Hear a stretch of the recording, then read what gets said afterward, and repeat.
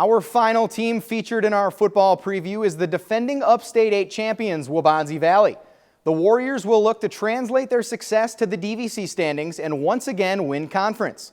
Justin Cornwell returns to see if Waubonsie's new quarterback and a few familiar faces can move the Warriors to the top of their new conference. Drive on three. 1, 2, 3, drive! Consistency is a desirable attribute for a football program. With player graduation, roster turnaround, and conference shakeups, consistency can be very difficult to maintain. Over the past decade, Waubonsie Valley football has remained consistent in the game's most important category, winning. Waubonsie has finished every season since 2007 with a winning record, including a 9-2 record and an Upstate 8 conference championship last year. This season, the Warriors are looking to carry that winning tradition into the DuPage Valley Conference. A less desirable constant for the Warriors football program is what seems to be a revolving door at quarterback. Upstate 8 Offensive Player of the Year Zach Benema is now a preferred walk-on at Baylor, leaving senior Jack Conley as the new signal caller. It's never easy replacing such an important position, but head coach Paul Murphy is no stranger to finding the next man up in his triple option attack. Last 5 or 6 years, we've always had a senior starting and a junior waiting in the wings, and now it's the senior's turn to step up and show what he can do. You know, he was a starter as a freshman, he was a starter as a sophomore. He played on a JV team last year, got in a few handful of games when we had nice leads, and now it's his turn to run the show. Connolly will have some help running the show. The offense returns 4 talented offensive linemen to open holes for Coach Murphy's triple option playbook. Leading this group is center Tyler Caldwell, who has full confidence in the new guy receiving his snaps.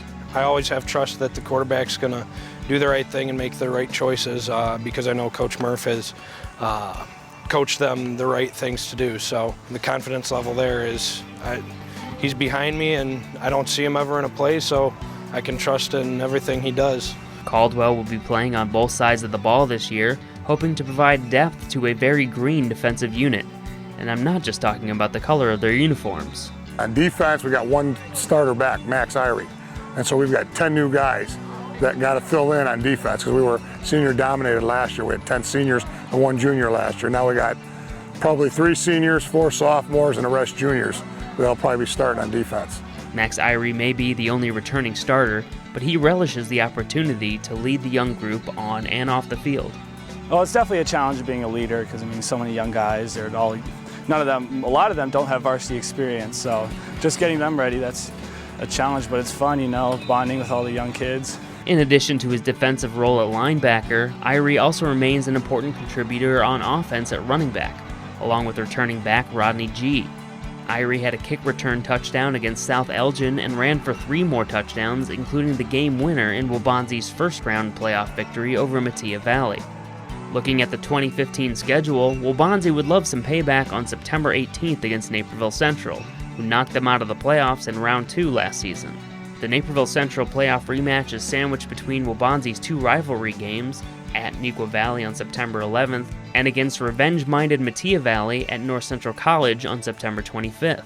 The scary part is we are inexperienced at the start of the year, but I know as the year goes on and our guys gain that experience, our confidence should grow exponentially with our experience, and I think the second half of the season we're going to be a much better football team than we are at the beginning, but we need to be good enough to find a way to win games until that experience factor it no longer becomes an issue. While their first solo Upstate 8 conference championship since 1997 was a great feather in the Warriors' cap, a DuPage Valley Conference title would show that Waubonsie Valley football belongs amongst the elite programs in the state.